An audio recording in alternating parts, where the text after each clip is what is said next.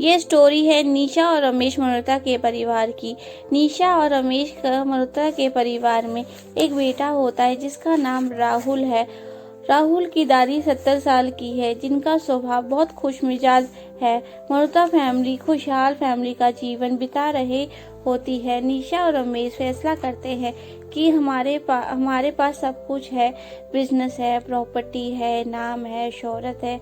हम दूसरा बच्चा करने की बजाय एक बच्चा अडॉप्ट कर लेते हैं। हमें हमारा दूसरा बच्चा मिल जाएगा और उस बच्चे को अच्छा जीवन।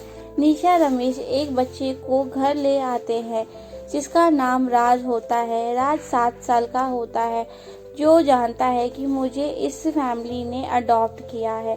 राहुल भी 7 साल का है और दादी बहुत खुश है कि मेरे बच्चे कितने अच्छे हैं, अच्छी सोच रखते हैं कि अपना दूसरा बच्चा ना करके की बजाय एक बच्चे को उन्होंने अडॉप्ट कर लिया। पूरी फैमिली खुशहाल जीवन जी रही होती है। निशा राज को भी अपने सगे बच्चे की तरह पालती है, प्यार देती है और दुलार की वजह से राज भूल जाता है कि उसे अडॉप्ट किया गया है। निशा के हस्बैंड का देहांत हो जाता है और दादी भी इस दुनिया में नहीं रहती। तब बच्चे 10+2 में होते हैं। राहुल इंजीनियरिंग की और राज डॉक्टर की तैयारी कर रहा होता है और दोनों इंजीनियर और डॉक्टर बन जाते हैं। राज प्रैक्टिस के लिए आउट ऑफ कंट्री चला जाता है। निशा का राज के बिना जीना मुश्किल हो रहा होता है। तब राहुल शादी कर लेता है ताकि उनको एक पार्टनर मिल जाएगा। बट राहुल की वाइफ भी जॉब करती थी, इसीलिए उसे घर में ज्यादा टाइम नहीं मिलता था। निशा राहुल और उसकी वाइफ का बच्चों की तरह ख्याल रखती थी। राहुल की वाइफ को ये सब अच्छा नहीं लगता था कि वो हमारा इतना ख्याल क्यों रखती है, हमें अलग रहना चाहिए, हमें थोड़ा स्पेस चाहिए। राहुल मना करता है कि माँ अकेली हो जाएगी, बट फिर भी राहुल की वाइफ नहीं मानती, वो अलग शिफ्ट हो जाती है। निशा का दर्द इतना था कि वो राज को फोन पर भी नहीं बता पा रही होती है। राज माँ की आवाज से जान जाता है कि माँ दर्द में है।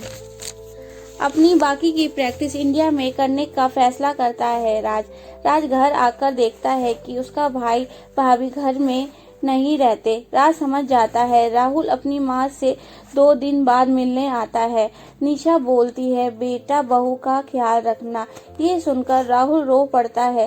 राज भी समझ जाता है राहुल भाई अपनी मर्जी से नहीं गए। राहुल कोई ना कोई बहाना लगाकर माँ के साथ टाइम बिताता है। माँ खुश है कि राहुल मुझसे दूर नहीं हुआ। राज माँ का इतना ख्याल रखता है कि माँ बोलती है, मैंने कोई अच्छे कर्म किए होंगे जो तुम दोनों मेरे जीवन में आए।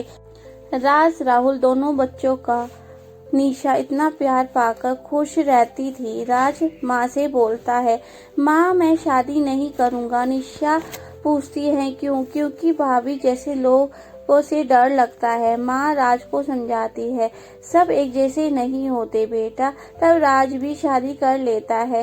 राज की वाइफ डॉक्टर होती है। राज की वाइफ निशा को बहुत प्यार देती है। निशा राज को बोलती है, देखा सब एक जैसे नहीं होते।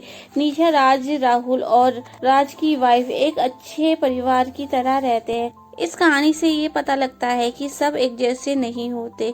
कुछ लोग साथ में रहना भी पसंद करते हैं क्योंकि उनके लिए फैमिली मायने रखती है। एक बेचारी माँ जिसका पति नहीं है, जिसके पास कुछ नहीं है, अगर बच्चे भी छोड़ के चले जाएंगे तो किसके सहारे जिएगी? ये लोगों को सोचना चाहिए। ऐसे ही स्टोरी सुनने के लिए मेरे चैनल को सब्सक्राइब कीजिए, लाइक कीजिए, कमेंट कीजिए। Thank you for watching.